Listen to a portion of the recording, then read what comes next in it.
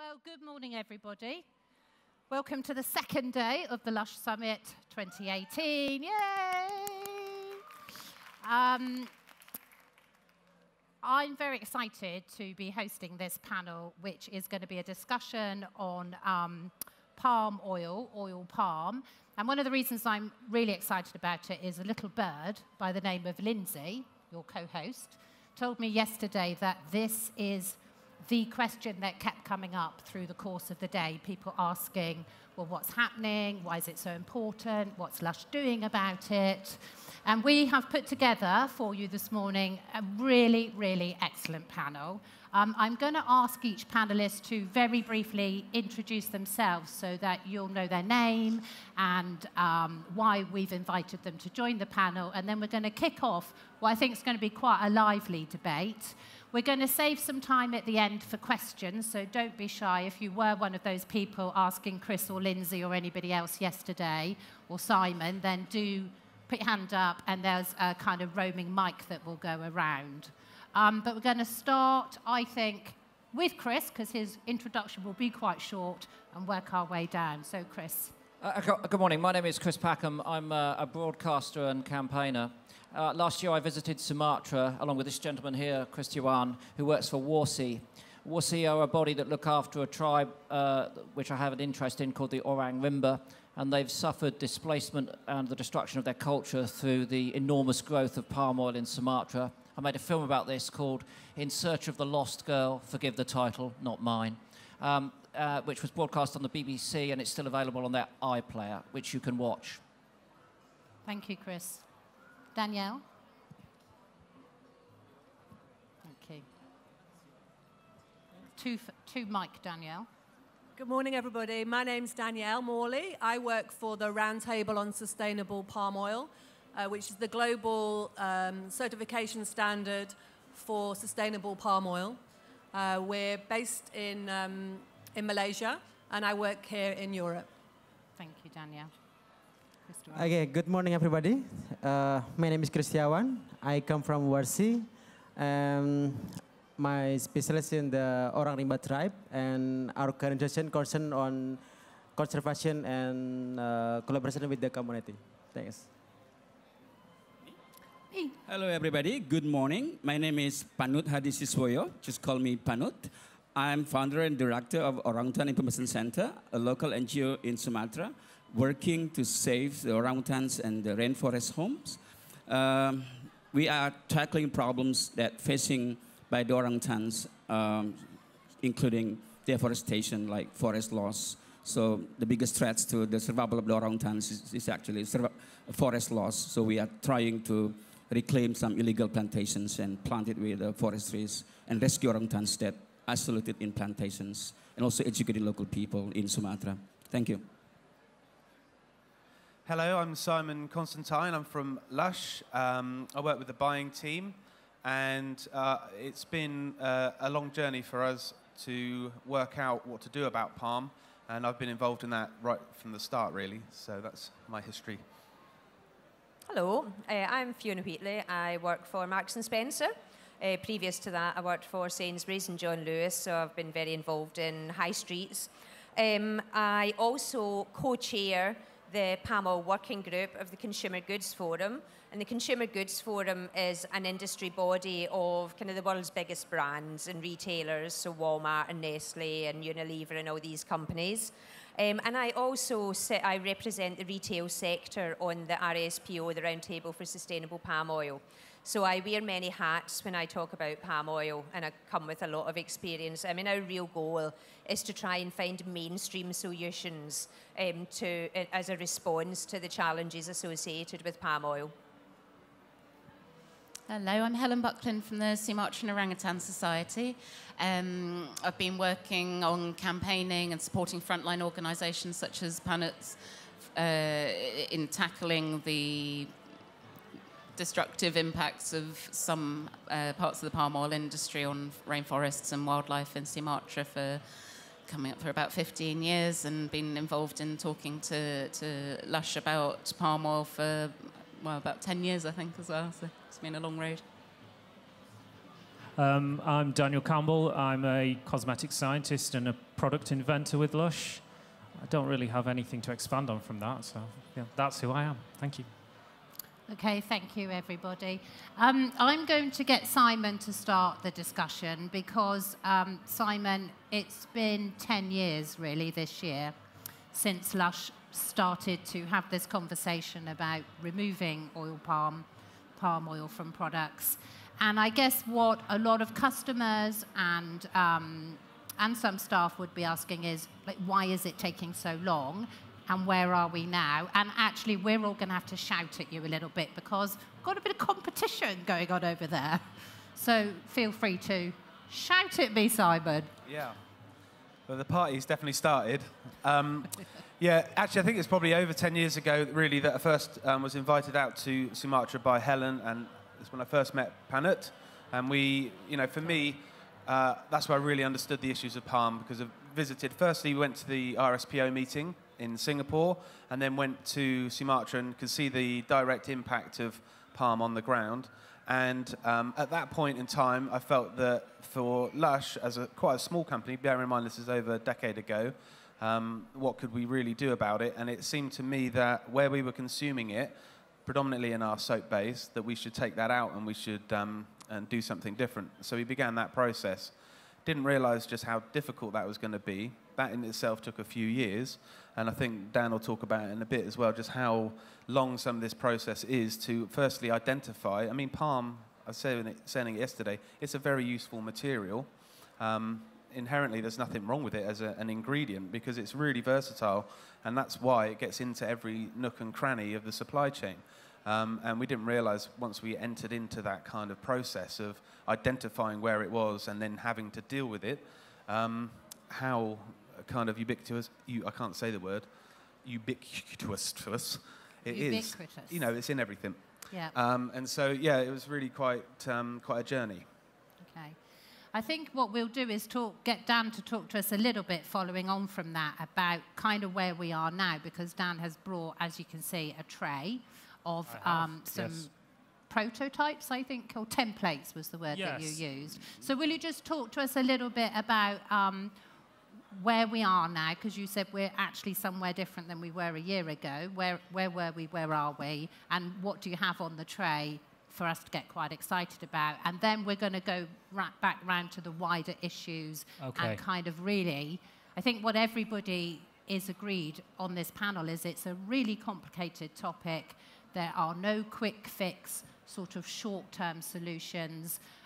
If you were fortunate enough to see it, and if you haven't seen it, honestly, I really recommend it. Chris's film, In Search of the Girl, is one of the most emotional kind of explorations of this topic that I've ever seen. I felt very emotional by the end because, in a sense, what's going on kind of on the macro level was reflected on the micro level with his story. But if you don't mind me quoting you, there's a moment in the film where he says, we're in a mess and we're all in it. And that's really kind of, I think, why we're having this discussion about palm, because we're all in this mess. I had a biscuit yesterday, I washed my hair and I did something else, and I made a point of looking, and it was in everything that I did. So how would you remove it?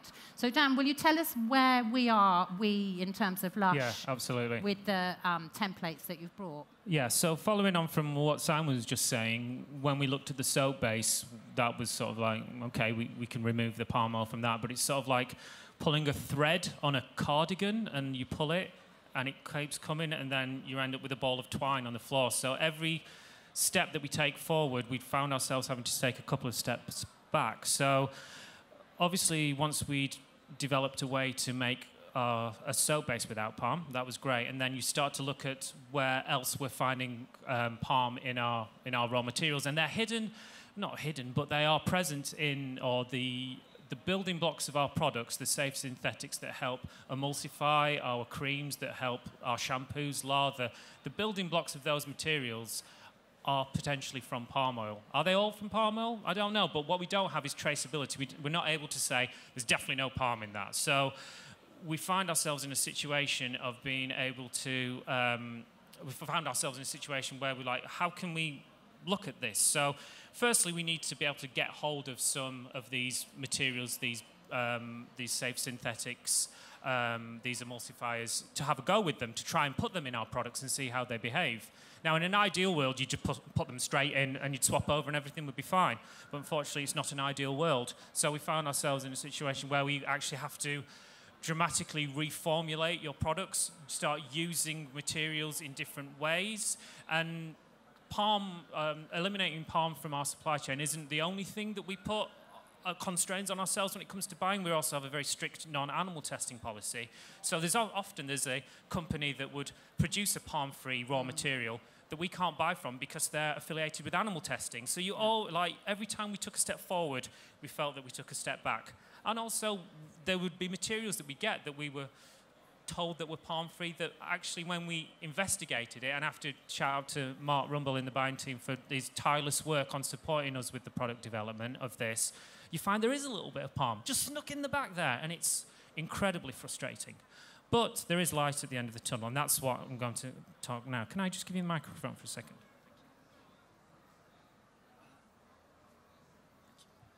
So all of the products that are on sale at the summit today and yesterday are 100% palm-free. So we are now there. So that's very exciting. Thank you.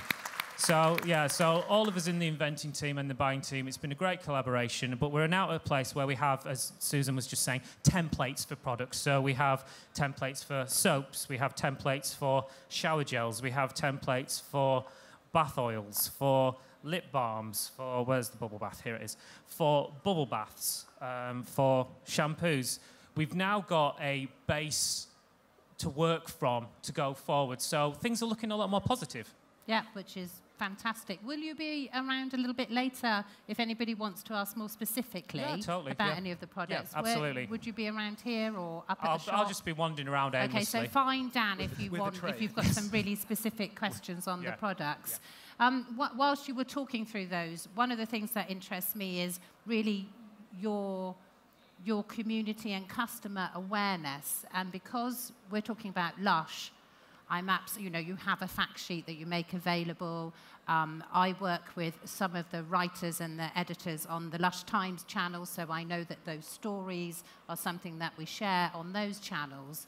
But I'm wondering, moving kind of maybe possibly more mainstream, and I want to come to you, Fiona, where are we with the subject of removing palm or caring about palm in our products from the mainstream point of view? To be honest, it really does depend on your particular company's values and aspiration. But I think it would be fair to say that for most of the market, most of the sector which uses palm oil, whether that's in food, in household or beauty products, in the main, the effort has gone into trying to address the issues of palm oil rather than removal. And the reason for that is primarily because a lot of the companies where there is deep concern about the issues are based in Europe and the US, particularly Europe. Europe's very much led on this topic. And in all honesty, that's where all the pressure, all the noise placed on Indonesia, Malaysia and other palm oil producing countries is coming from. And the feeling is, without that noise, there's not going to be any change. And I know everyone is incredibly frustrated at the slow pace of change. Yeah. I mean, do not get me wrong in this. Everyone is frustrated at how difficult, how complex, how challenging, how slow it is to deal with these issues.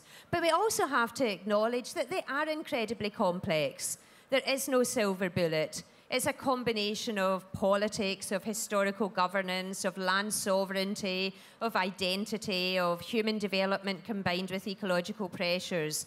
And they're not unique to palm oil either. I mean, I deal with other deforestation commodities, and we face the same challenges in Africa, in Brazil, in Paraguay, and lots of other regions. And all of these have their own characteristics and attributes. But I'm actually quite proud of the fact that we have managed to engage an enormous amount of the palm oil producing sector. Some are leaders. I mean, 20% approximately of volume is RSPO certified. I mean, that's the greatest coverage of any certification scheme for any commodity. And it's a relatively new scheme, and we should be proud of that. Actually, the governments, this topic is very high on the agenda of the producing countries' governments. It's high in the agenda of the industry bodies. So without all that, business would have continued as usual, and we would have lost a lot more forest, and production would be a lot less sustainable than it is just now. But that's not to undermine the fact that we do still have a long way to go. We do still have to maintain that focus. And I believe that we'll only achieve the goals of ecological conservation, ecological resilience, combined with allowing for human development, if by working together, by governments working with companies, by producers working with market-facing companies, by NGOs, by campaigning NGOs as well as conservation NGOs, all getting together, sitting down and figuring out and continually adapting what we do to our new learnings and the new situations that we find ourselves in. And to me, that's the real strength of the RSPO, is it creates that space for conversations that shift the agenda, that lead the agenda and drive change. Thank you, Fiona. I want to come to Chris, actually. Chris, the term ecological resilience, is that workable? Is that going to provide some kind of solution for us with this? Life is extraordinarily tenacious, and life is extraordinarily inventive. That's why it diversifies. That's why we have biodiversity. That's why we had dinosaurs, and now we have mammals, and next we'll have something else. However, there are breaking points in any system, and we know full well that if you fell a forest, which is an enormous repository of an enormous diversity of life, and you replace it with a non-native monoculture, you push that system far beyond its capabilities, and it fails. You have no orangs, you have no orang rimba, and you've got very little in between. So ecological resilience is a term that can be used, but I think we have to be very careful about how we understand and apply that scientifically. And it's not something, I would argue, that we probably understand in all of our studied systems, our ecosystems. We might have that sort of knowledge about, European environments, which have been intensively monitored. We might know just how far we can push them before they completely collapse. But look, what we're talking about here, palm oil, is there anything intrinsically wrong? No. An oil palm growing in West Africa, where it's native, is not a problem. Millions of hectares of non-native oil palm growing over Indonesia, Malaysia, Papua, are a considerable problem. Why are they growing there? Because, as we've already heard, it's an enormously useful, adaptable product, and also it's cheap. You know, when you look at the production of oil palm, you get a lot more vegetable oil per hectare than you get from those ghastly yellow fields of oilseed rape that you see all over the UK and all over Europe. You might argue that in terms of producing oil, we'd be better off, laying those fields back to natural habitat in Europe and taking it from the Far East. But of course, we don't have much of a natural Far East left, and that's the problem that we face. Why have we got those vast monocultures? Because we're over-consuming. Why are we over-consuming? Because there's too many of us. You know, we could grow oil palm if there were a lot less people, and we could consume it at the ridiculous levels that we are now. But the premise of my film was really to say, this is not Indonesia's fault. This was an economy that needed to grow. There was a transmigration from Borneo to Sumatra where people were given land because they were living in abject poverty, and this was a solution to that, they imagined. It in fact generated more poverty, but ultimately people were trying. And the reason is that that the problem exists is that it's us that's driving it. That was another key point of our film. You know, the reason why the orang rimba have been driven out of the forest because there's no forest. The reason why the people who have been, relocated from Borneo to Sumatra are living in poverty is because you and I have got this in our petrol tanks. You and I have got this in our biscuits, our cake, and all of our cooking sauces. Lush don't have it in their products, but I challenge anyone in this room to try and go palm oil free, because rest assured, you know, myself and my partner have tried that since we got back from Sumatra, and we're failing. It is impossible to do it. It's impossible. So it's that's the bottom line. So I think the key thing we've got to think about is how we, not the Indonesians, right, how we consume on a global level, because we're connected to all of these places around the world, whether it's palm oil or everything else, whether it's fish. You know, we are consuming from a planet, and we're over-consuming. And the key thing is that there are too many of us. And if you want to buy contraceptives, I'm selling a whole load out the back later. Thank you. Danielle, one of the things that I have a sense of often in discussions around this particular topic is an us and them, is the good guys and the bad guys. And if you saw Chris's film, you'll see that he goes to visit a relocated family, kind of maybe with the expectation of these are the bad guys, because, you know, they start with their couple of hectares and then sell those on to someone with a bit more money and a bit more of an interest in expansion, and then they sell that on, and before you know it, there's a big plantation. That's kind of the journey you were following. Exactly and he says, Chris says in the film, I mean, he wasn't disappointed, but he said, I thought I was going to meet kind of the bad guy. And he wasn't the bad guy. He's a man, wonderful values, actually, wasn't he? Great deal of thought for his children and his grandchildren and all the things that we would be concerned about here. He just wanted to send his kids to school and feed his family. Yeah, he wanted to feed his family and send his kids to school, and who doesn't want to do that? But I want to come to Danielle, because, you know, it's very easy to sort of go and bash industry and bash commerce and bash people trying to make a living at that scale and then making a living at a much bigger scale. And Chris is right, at the end of the day, it comes back to the consumer vote. Where is RSPO at the moment in all of these discussions? The fact that it feels there's a kind of tipping point into more mainstream awareness. Where are you with the scheme? Because that's been running about 10 years as well, I think, hasn't it? What do you have, something like 3,500 members, maybe more? Okay. Could you just talk to us a little bit about sitting in that middle space, or as Fiona said, the space where there can be a conversation with people that otherwise might not be listening at all? I mean, one of the values of, you know, there's a number of these roundtable initiatives and certification schemes, and you know, you in the audience may see them as may see us as something very technical, which we are, and a certification standard. Is it credible? Can we trust eco-labels? And all of those questions I'm happy to explore. But I also just wanted to just sort of remind you that these roundtables, like the RSPO, also exist as very valuable engagement platforms.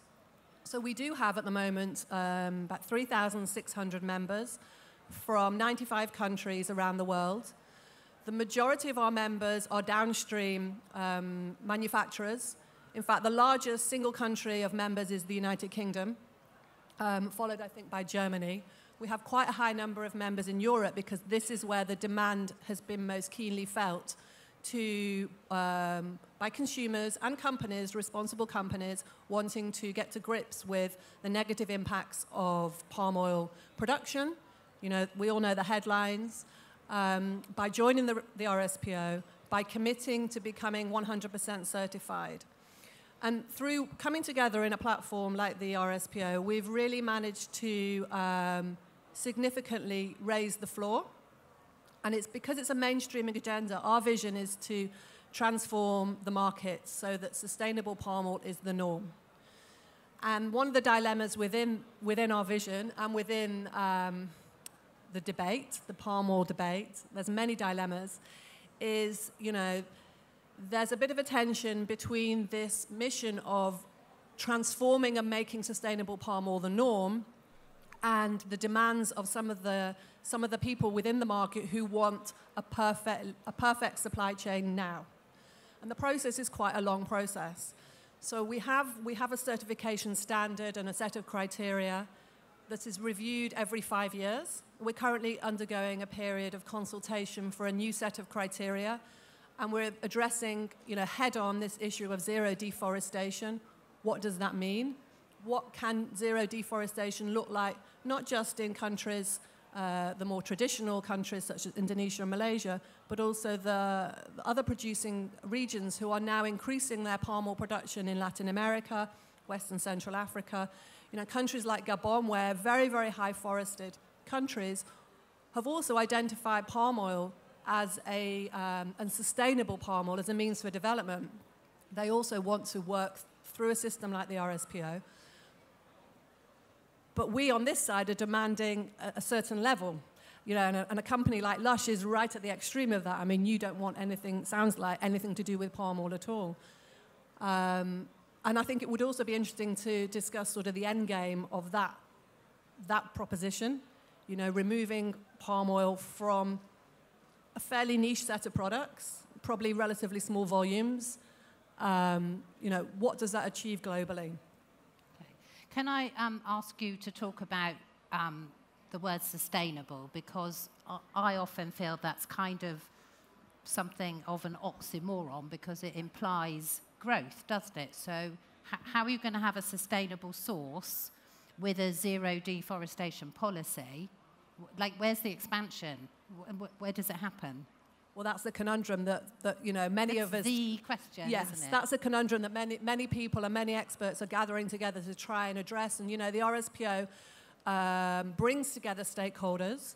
And it's not an industry platform, by the way. It's a multi-stakeholder organization, and we have a number of extremely active and engaged NGOs from both environmental side and the human rights social side, together with industry, get together and try and understand what does that actually look like, how to make sure it's an inclusive development model that doesn't exclude the smallholders, doesn't exclude a pathway to development, but does so in a green economy, green growth context. And we're currently in this era of the new global goals, the Sustainable Development Goals, as a big global framework to hang these fairly complicated sets of methodologies and criteria on. Okay. This seems a good point to ask you, Christian. Is that realistic? How is that going to play out, do you think? You said to me before we came and sat up here, you've been around, 10 years you've been working around this issue?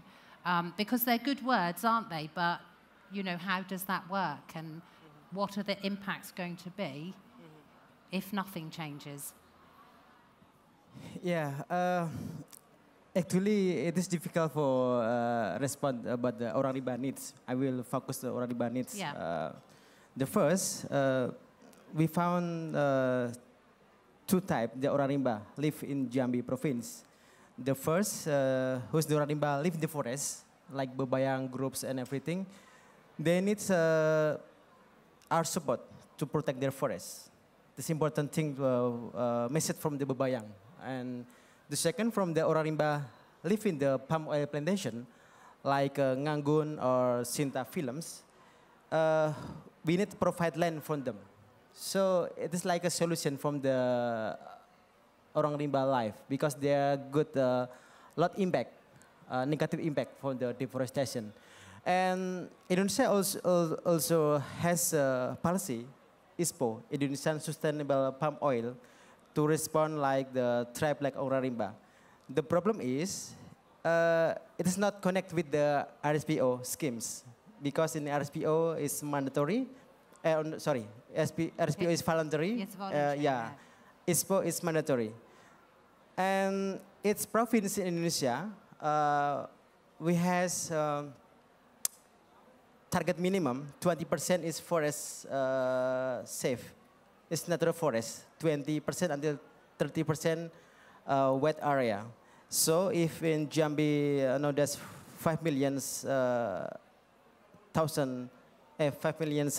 hectares area, maybe 900 much forest. And half of the forest, orang rimba live in that location. That's the problem. So I think if we are conscious to hype like orang rimba and related to the palm oil, maybe we can support to care their forest And the second, we can provide a land in the palm oil plantation, maybe. Just my thing. It's a big discussion, isn't Yeah, it? yeah. So I don't know if any of you heard Chris and Christian and Simon talking yesterday about the Orangutan, because you can actually, I think, most of the events are being filmed, so at some point you can go and have a look at that too. I was wondering about the impact on wildlife, and I wondered if you could talk to us, and also I think there's, you have an involvement with permaculture, which of course is a big interest with Lush. So would you tell us a bit about what's happening there? Sorry that we're squidged up. Sorry. Okay, there has been a lot of talk about the impact of palm oil, and I think everybody knows the impact of palm oil. Huge effect on the habitat of like great apes, including orangutans. And the problem is expansion never stops. And many forests has been replaced by plantations, and in monoculture plantations is not a good habitat for orangutans, for example, that need quite a big home range and need food from the forest. And not only the animal, but the people actually need the forest. In many areas that develop for palm oil plantations, local people suffer from water problems because the palm oil trees very thirsty of water, and they need a lot of water, and that changed the culture, social and economical aspect of local community actually changed because of the change in the landscape. Local community used to come to the forest to benefit from the forest to get their livelihood, like source of living, subsistence, when they try to get something, but now it's gone. And and we not just talk about the talk, but actually we are walking the talk. And I hope that you also want to walk the talk after this session, that there are some happening in Indonesia, especially with the forests, that need to be addressed properly. And we actually trying to tackle this problem. And the problem actually lies on the way the palm oil cultivated, because it needs expansion again and again, expanding all the time. This is not sustainable. So what we thought is trying to working with every level of stakeholders, including companies, to actually stop expansion, because there's already limit to expand and develop the palm oil. There's no more space for palm oil development in Sumatra. There are now actually 4 times more plantation than orangutan habitat left. Right. So, yeah. And I think we need to offer also solution for local communities to improve their livelihood, and not just relying on monoculture, not just relying on palm oil. And now the young generation is educated with palm oil future. Like, they think the future lies on palm oil. It is not. If you actually grow your land with intercropping system, that actually you can get much more than palm oil for like smallholders if they rely on so many crops in their land. So we think permaculture is one of the solutions for local community. So companies can work with local communities to educate local communities, and NGOs working together with local communities to improve their practice. And we need to voice this. We need to voice what is really happening on the ground. Because even we talking here now, probably the forest is still shrinking, because expansion still continue, because the mindset. And again, as Chris said, because the demand exists, and the demand exists because of you people, because all of us. So we have the responsibility to do something about it, not just talk the talk. Yeah. I heard a figure that was something like the equivalent of 200 football pitches, disappearing every hour. And when you think about it on that scale, which is an overwhelming scale, I think the other feeling, though, is that the horse has bolted, hasn't it? So in terms of solutions, what do you do once the horse is bolted? You can't get the horse back. You've got to do something else. Helen, will you talk to us about the effectiveness of campaigning on these issues, and also perhaps the idea that, you know, because crudely there is so much money involved, so much industrialization, does that in any way shape what how effective an NGO can be in terms of what they can say? Because you're working on the ground and you're working with people. So, you know, what looks good on paper can't always translate into practice, can it? Can you give us a sense of what the frustrations and challenges are, and maybe what some of the ways forward could be? I'll start off by saying that at SOS our stance is not pro-palm, but we're not anti-palm. Exactly. We're pro-forests and pro-wildlife. And a lot of the positions we take, the campaigns that we run and get involved with, are based on the position that you do not need to see more forests falling in order for the oil palm industry to continue to meet global demand for that commodity. I think it's worth mentioning, in Indonesia, 40% of palm oil is produced by smallholders who have 1 or 2 hectares. It's their livelihoods.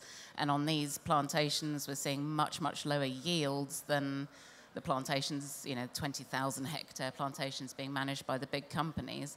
If you can increase yields on those smallholder plantations, you can generate more palm oil to meet that demand, although I do absolutely recognise that at some point we need to cap this demand.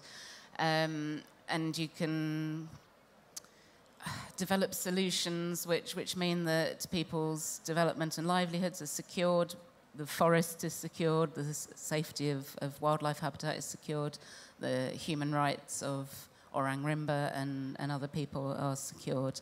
It is possible. It's a very difficult battle. And a lot of our thinking around campaigns, we haven't typically campaigned against individual companies necessarily. We are members of the RSPO, and a lot of the work we've done in trying to generate change in the industry is through proposing resolutions to the members of the RSPO where we see gaps and problems. We try to fix those constructively. But we also ran a campaign a couple of years ago called Clear Labels, Not Forests, which was partially responsible for food labelling across Europe, mandating that specific vegetable oils were listed, where it used to say vegetable oil on a packet of crisps. Now it has to say which type of vegetable oil. The reason we ran that campaign, one of the side effects of the campaign was that it made it easier for people to choose to not buy products, food products that contain palm oil. That wasn't actually the impetus behind the campaign. It was more to try and level the playing field, really. And companies have made a lot of commitments at this end of the supply chain, zero deforestation commitments and sustainable palm oil commitments. And we wanted to level the playing field, make sure that companies couldn't hide behind the term vegetable oil. If you've made a commitment to certified sustainable palm oil, even if that certification system is thought by some to be imperfect, which is a reasonable opinion, if you've said you're going to be using certified sustainable palm oil, then tell your customers that you're using it and make sure that it is sustainable and live up to your promises.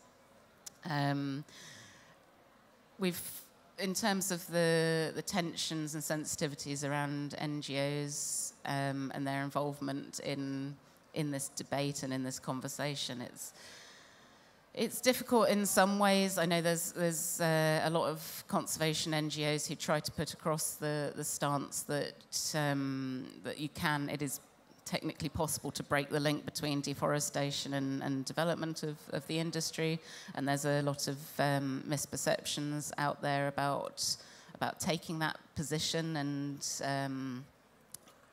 people thinking that if you buy a product with palm oil in it, you've got the blood of orangutans on your hands and this sort of thing. We try to challenge people to think about. It depends what your stance is, where you're coming from. For us, we're a wildlife and ecosystem conservation charity. Our purpose, our mission is to keep those forests standing, safe habitat for wildlife. if I stop buying products that contain palm oil in, will that have any net conservation benefit for orangutans? No, is the simple answer. I think the work that Lush has been doing to remove palm from your products is, however, laudable and setting a great example in terms of you as an ethical business. It's important for you to feel comfortable that the products, the commodities, the ingredients you're putting in your products are as ethical as they possibly can be. And if Lush does not trust that the certification systems that are in place are good enough, then it is the right thing for Lush to do to remove palm from your products. And that's, I have no quarrel with that. I think for NGOs on the ground, there's always a tension around, and perhaps Panut and Chris are more qualified to talk about this than I, but there's always a tension around needing to speak out and bear witness to what's happening on the ground. I showed some images in my talk yesterday of devastated landscape. It used to be lush, beautiful, thriving rainforest, with orangutans just along, walking along the ground where they don't belong, and displaced wildlife. And that is the reality on the ground still. We're still seeing it. So we can't ignore that that's happening. And it's a really complicated situation. But I think NGOs on the ground, they have to work with the government. So they have to be a little bit careful about being hypercritical of government policies and practices and lack of law enforcement. But frankly, us sitting over here in the UK, I'm happy to be a bit louder and a bit more critical about it in order to support our partners to be able to achieve their aims. Thank you. Simon, I'm going to come back to you finally. The thing is, we're such a big panel that if everybody speaks again, then we won't have any time for you guys to ask questions, and I know there are questions. So, Simon, Helen used the phrase comfortable, like Lush feeling comfortable or not feeling comfortable. So how comfortable is Lush at the moment? So will you kind of sum up for us what we can expect over the next kind of year or two in terms of this issue? Because, one of the things we talk about even when we're putting together content for the channels is just how incredibly complicated it is. It isn't... unfortunately, it's not a kind of simple silver bullet, someone used the phrase, or black and white, or quick fix. So what can we kind of look forward to?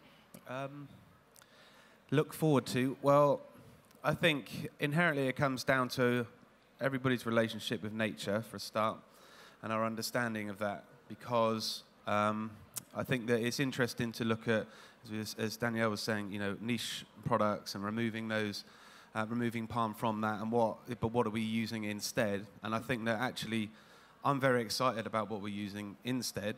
I think that palm is something that, if it exists in the right ecosystem and it has the right relationship to the natural environment and to people, then it could be great. I haven't seen an example of that yet. In all the time that I've traveled and everywhere that I've been, I haven't seen that. What I have seen is the opportunities that we can see around us now. So we have different people from different areas of the world, and they're using materials in a way that actually does help their environment and helps them too. So whether it is, Chris was talking about rapeseed, we need to find appropriate things in the right areas. So rapeseed or canola that we buy from Fukushima, where it's helping to clean radioactive soils and provide income to people hoping to regenerate areas under nuclear disaster. I think that's where we should be buying it from. Okay, it might take a bit more time to ship it. Those are the things and the examples that I think Lush should be setting, because niche, to me, is exactly where we want to be, because that's the seed of the next thing that's coming. So that's what's going to grow up into how we're going to act and behave in the future. I'm very encouraged that so many people are interested in this issue, because it really does. It's something that's close to my heart, And when you've been on the ground and you've seen it and you've seen the difference and you stood in a rainforest that has a line down it where you can see the palm plantation and you can hear the echoes on one side and you can hear the vibrant life on the other, you really know that something's got to change. And it doesn't matter how much talking we do. I'm really with Panut, and he's one of my heroes because he does really walk it, and you don't really want to mess around and have too much time chatting about it. So that for me is my kind of impetus, and I hope Lush is too. Thank you. So I'm just going to say before we open up for questions, again, I've said it already, and I'm not his agent, but if you haven't seen Chris's film, do try and see it while it's still on the iPlayer. And I don't want to spoil it for anybody, but look out for the fishing scene, because to me, more than anything in that film, that was the scene that said, get up and do something, and yes, stop talking about it. Get articles written, encourage people to have the discussion. I'm sorry that we don't have time for people to say more, because really we could talk about this, particularly with this panel of expertise all day. But we're going to open up now 2 questions. There's a roving cube, that's a microphone, and there's somebody right at the back, so you can run with a question. If you have got a question, just put your hand up and wave it if we haven't spotted you. Oh, you can chuck it. Talk into this. Oh, hello. Hello. Hi, And just when you have a question, will you just tell us your name and just give us a little, you know, where you're from, or are you in the shops? Are you on the manufacturing side? Are you? Hi, I'm Ben. I work for the Slush team, and yeah, I have a lot of interest in all of this, like agroecology stuff. And there's a lot of talk about sustainability and sustainable palm oil. What is the benchmark for sustainability in terms of palm oil? Who would you like to answer that question? You have a big choice. The round table of sustainable palm oil would be nice. Either no, of them. I think we'll do one at a time, because I think they'll be quite diverse. Thanks. Danielle. Hi, thanks for the opportunity. Yeah, great question. I think actually you asked me that question, and I don't think I addressed it adequately. So sustainability within the standard that we have is defined by a number of principles and a number of criteria, 36, and then beyond that, indicators. And it covers across, we cover both the social dimensions, so human rights, labor rights, access to services for people that work in plantations.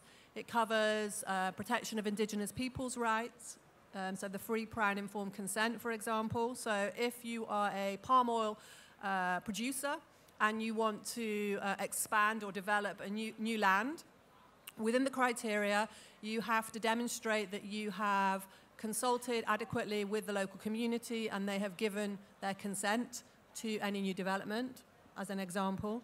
There can be no clearing of primary rainforest. Then any secondary forest is assessed for its conservation values as well as its social values to the local communities. And again, those areas that are identified as having a high conservation value have to be set aside within a concession.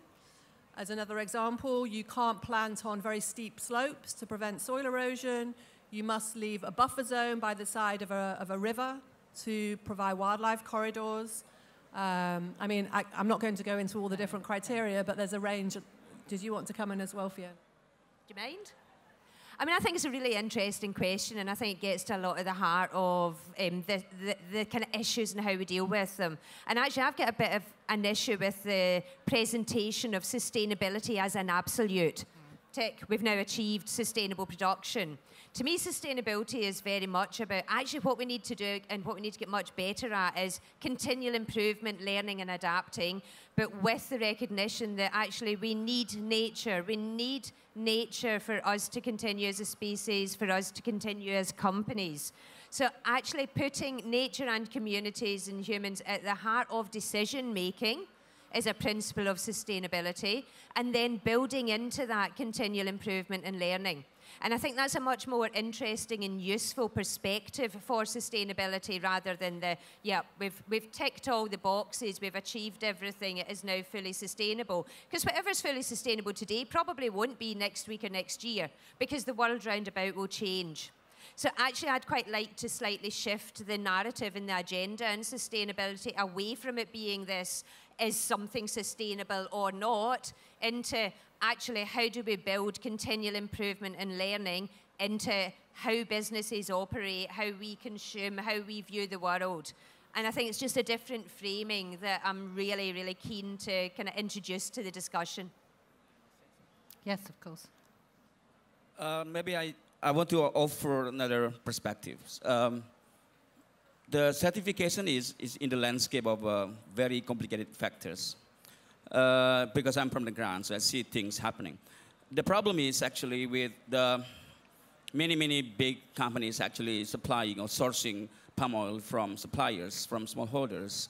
And that level actually need a lot of attention because even big companies say, for example, okay, we have a certified palm oil, certified sustainable palm oil, but actually the source, many of the palm oil actually coming from smallholders or suppliers that actually still implementing or practicing slash and burn practice that is not actually in the criteria of sustainable palm oil. So there are a lot of work to be done actually in the process of, for certification because these big companies not just growing their own palm oil, but they are also buying from many smallholders that need to be also engaged in the certification process. Because when your company is certified, but you're actually sourcing from other, small farmers or smallholders, they're actually encroaching the national park forest, for example, when then they still actually sell to the big companies and they become certified sustainable palm oil. It's not the case. So this is something that we always challenge the industry, the companies to look at the traceability transparently and honestly. So I think in Indonesia, if we actually address the, for example, governance, if we actually tackle the poor governance and corruptions, I think palm oil problem can be solved because in many ways on the ground, there are not many transparency. I just have something on that as well. Sorry, to come off your point is we're all we have to fix palm oil. I think the diversification of actually the commodities that we're using is something that we should be looking at. So lauric acid, which is the thing that makes shampoos foam, you find that in murra butter, you find it in wild nutmeg, you find it in babasu oil, and you find it in sometimes higher concentrations in these materials. So why do we need to get all of these building blocks from one thing? The stearic acid that you have that makes your polos hard, you get more out of cocoa butter than you do out of palm oil. The fatty alcohols that emulsify our conditioners, you can more efficiently extract that from wheat germ oil and olive oil than you can palm oil. Why do we have to get everything from one material? Surely, we can build almost a global fat forest where we diversify our consumption of these commodities through different parts of the world. We don't just need one material. We're a clever species. We have the science there to do it. As consumers and as industry, we just all need to be pulling in the same direction. It baffles me why we're still just banging on about this one material when we can get all of the building blocks that we can create a blend that will do the same job as palm oil by just using a blend of different oils. It seems, I know it's not, because it's cheap. I know that's why it is, but I just wanted to make that point. Chris, and then I think Danielle, you want to say something? I'm in a bad mood now. You're in a bad mood. Yeah, because there's been a lot of banging on. Let's just hit a few things on the head. I think we should use palm oil as a case study for the way that we consume on a planetary level. We're talking about one product and the influence that that has. And we're using terms like sustainable and ecological resilience and economic growth. But let's just think about, yes, things can be sustainable. We know that we can orchestrate sustainable products. We know that there is ecological resilience, and we can use that on a small scale. But why don't we ask a question, motivated by our concerns about palm oil, about us as a species and this planet as a whole? Is what we're doing on the planet sustainable? Is there enough ecological resilience left on this planet, given what we're doing? Can we continue to exercise economic growth with a burgeoning human population? The answer to all of those things, without banging on, is no. It's a very firm no.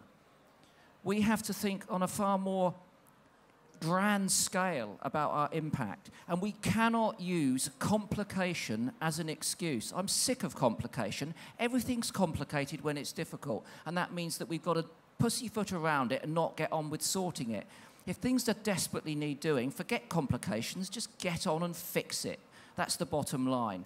There isn't enough forest left. Let's not cut any more down. There's none for orangutans, there's none for the Orang Wimba. And if there's no forest, there's no hope for us. Thanks and good night.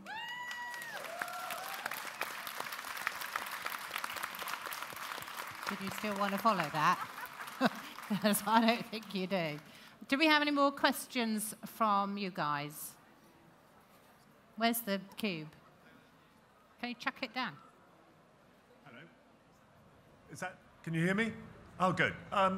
Chris, can I take up what you just said? It's really, really significant what you're saying, but we need to bear in mind that we are the people who are devouring the Earth's resources. 3/4 of the planet don't devour resources, we devour resources. So when you're saying this is our problem, we've got to sort it, can you give us some suggestions about what action we, as the people who are going to have to sort this, should take?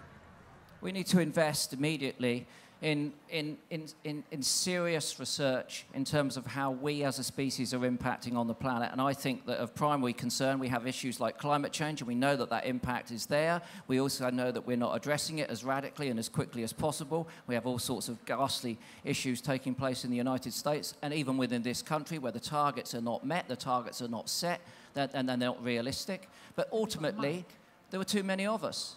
We have to address this mammoth, this gargantuan, big pachydermic mammal in the room. And we need to do that in a way which is constructive and creative and understood. And we know full well that, yes, we consume more here than in other parts of the world. And we know full well that we're perhaps in the position we have to start to address this issue. If we don't discuss it, there will be no hope. And I think that ultimately that's a discussion that needs to be held rationally, ethically, but urgently. And until we start talking about it, we've got a problem, because what we're doing is we're chipping away piecemeal. We're trying to implement change in our oceans. We're trying to reduce overfishing. We're trying to reduce overconsumption, palm oil and everything else. It won't work. There's 7 billion of us now, and we're over-consuming. Do you want to be here in 2050 when there are 10 billion of us? My stepdaughter sat up there. What world's she going to have? We've got to get a grip on our own species. We've got to stop talking about economic growth. Economic growth is environmental disaster. That's the way it is. Yeah. I mean, sorry, people with Asperger's don't mince their words. Thank you, Chris. Danielle, I think you wanted to say something, and then we probably can squeeze in one more question. Danielle? It's just to build on that, on this concept of economic growth and coming back to palm, the big consuming markets for palm oil, Europe is one of the top 3 consuming markets, but we also, the others are India and China. And just to reflect on the fact that, it is about economic development and it is about poverty as well, because in India, huge volumes of palm oil are used because it is cheap, and it is a subsidized oil that the poorer people use for cooking, and that's a fact. So until, you have to talk about economic development, you have to look at it holistically and address poverty and address that as well. Now, what won't work is if all of those people in India manage to sort of develop and stop using it as a cheap cooking oil and then use it, in significant volumes for cookies and ice cream. Obviously, that's where potentially the current global economic system is leading. But obviously, we need to address economic development and models of economic development to address conservation. Do we have a question somebody wanted to ask? Oh, have they gone? Where's the mic? Yeah. So I think this will have to be our last question because we're at time now. Hi. I work within retail, and I'm going to start at Oxford Street as a stock trainee manager end of this month. And I just wondered, obviously we heard a lot of, I think this lady here, sorry, I didn't catch your name, Helen, you basically said that we can't stop you know, as an individual, buying products that contain palm oil. We can't stop like orangutans from dying, obviously. I do kind of think that there are differences that we can make, you know, little things. You see keep cups popping up everywhere. You see people with reusable straws, you know, like things like that will just get used more. So I think maybe if we as a company as well raise awareness around this issue with palm oil and carry that to our customers, and it's kind of infectious, the passion that we have since years, you know, that can, you know, make people look more at labels and can eventually lead to more people questioning, where is palm oil coming from? What is it doing? And then hopefully we'll get, you know, more sustainable options like wheat germ oil. So do you really think that there is nothing that the mass can do? Because eventually we are the people that consume palm oil on a daily basis. Palm oil is in everything. It's in soap, it's in food, it's in your sandwich. So if you make choices to avoid it, I do think that that can be a difference. So I don't know, maybe there is a different stance on this in the panel. I definitely think, is that working? I definitely think that individual people here can make a difference. I think that the danger is that people feel that if you, as an individual, remove palm from your life, that is your individual contribution. For example, you know, if your motivation is based on, you know, care for orangutans and rainforests, you think that that contribution, and it would take a really big effort, don't get me wrong, would be transformational. And I don't want to break people's hearts, but it probably wouldn't be. What we need is people to be active in really constructive ways. So whether that is writing to companies, taking part in you know, online actions and petitions, which we've seen do work. This whole palm oil issue was you know, not that well known about, not talked about 15 years ago, and NGOs have really, you know, sounded the alarm, and the response from people all around the world, in Europe, America, Australia, lots of other places, has led to an acceleration and conversations. And I think that's fair to say that the pressure put on companies based on the voices of individuals and movements has made a huge difference already. So I'm not saying that as individuals there's nothing you can do, but it's about, I think, one of the most constructive things I think people could do is find, whether it's one organisation or a few organisations that you really believe in their work, and follow their lead in terms of what you can do, whether it's writing to an individual company, whether it's lobbying the Indonesian government to uphold the laws that exist to protect forests. There's a lot that can be done, and your voices are so important. Just harness them in a really powerful way, and we can definitely make a difference. I would say, I would also say that you already have made a difference in that. Certainly the reason that I went out to Sumatra in the first place was because of customer queries. So because we have a very extensive network of ethically minded customers and staff, those questions came through very early on, like alarm bells, when palm industry was really starting to cause a lot of issues. And it took us maybe 18 months to pick up on that, and then, you know, a lot longer to really get this journey on the road. But people do make a difference. I see, my personal opinion is, the grassroots thing, I much prefer. I think that I much prefer working on grassroots issues and letting that percolate up, so that they're real and they're on the ground, meaningful actions, as Panut's saying as well, that, you know, something that really makes a difference locally. I also think, this is just my little rant, the way we grow things is stupid. So the way that we look at growing systems and our understanding of that is very out of date. And so when we look at a monoculture and we look at a productive agricultural system, we really don't take enough into account. We don't take its actual benefits to the planet into account. I think that's another big step forward, and that's somewhere that I think Lush's buying policies really are focused on, which is understanding that and moving this boundary from sustainable into what we're recognising as regenerative, and as something that's ongoing and is exactly as you described, you know, constantly evolving, and looking at the actual things that you're doing. So how we grow things is a big one for me too. Okay. No, we've got to finish now. Sorry. So I'm just going to say very quickly, before I thank the panelists, that it seems to me, sitting in the middle, that small steps do make a difference. You have a voice. We all have a vote through our pockets, through our purses, and actually everything that Chris said is absolutely spot on, that kind of bigger picture.